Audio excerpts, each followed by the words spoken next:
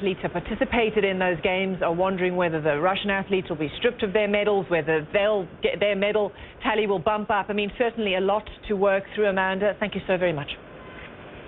Well, now to South Korea, where embattled President Park Geun-hye has been temporarily stripped of her powers following an impeachment vote. Lawmakers voted overwhelmingly against her. Our Paula Hancock joins us now from Seoul with the latest. Hi, Paula. A dramatic day, but it's not over yet. No, Robin, this was really just the start of it. This could go on for another 6 months before a constitutional court decides for sure whether or not President Park Geun-hye should be impeached. So the lawmakers today said that they thought she should go. 234 voted in favor of impeachment, only 56 voted against. Now, that basically means that an awful lot of Park's own party members voted for her to be impeached. So it is a very convincing vote. There were protesters out on the streets outside the gates of the National Assembly when this announcement was made that she would be impeached. There was a great cheer that went up. There were certainly many people around South Korea that would be pleased with this result. Her approval rating right now is 5%. It is incredibly low. And the recent Gallup Korea poll showed that 81% of those polled thought she should be impeached. So it just shows the level of anger and the level of frustration that President Park Geun-hye is allegedly part of this corruption scandal.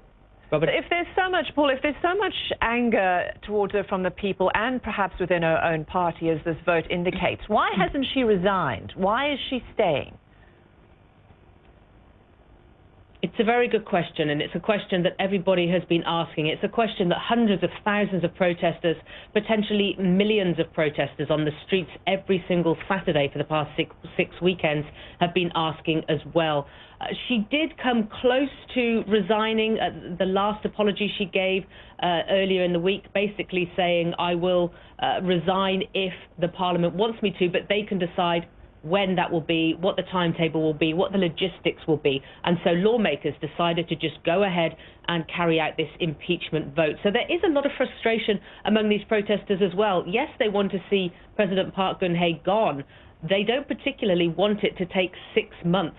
So certainly they would much rather that she say, I will resign, and I will resign immediately. President Park Geun-hye, though, has said she wants it to be a smooth transition. She says that she doesn't want there to be a power vacuum, because as soon as she steps down, then there's only 60 days before the next election would be called. So certainly President Park Geun-hye is in no rush to step down. She said she will see what the Constitutional Court has to say. Robin? Yeah, certainly, though, a very messy political situation. Paula Hancock there in Seoul. Thank you. Well, to Syria now. Russia's defense ministry says the Syrian regime has regained control of 93% of eastern Aleppo. Civilians